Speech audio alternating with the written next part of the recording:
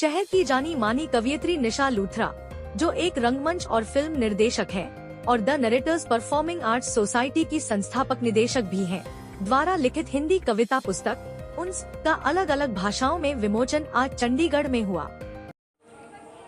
You tell me, I'll start, okay?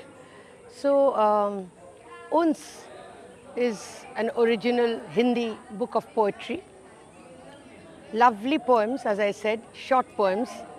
And what is important, बहुत जो very important चीज़ है और मेरे writing में भी है, I'm very inspired by the late Khushwant Singh ji. और Khushwant Singh ji not only journalist थे, उन्होंने author भी, historian in a way. तो एक चीज़ मैं जब कॉलेज में थी तब उन्होंने लिखी थी, because he used to write very simply.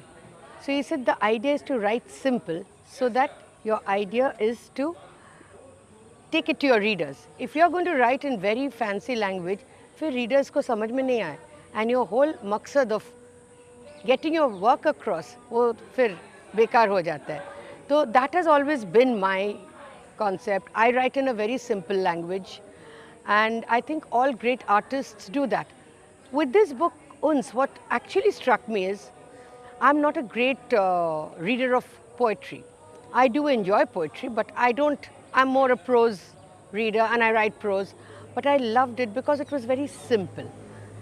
It is not simplicity, but it is simple language, words.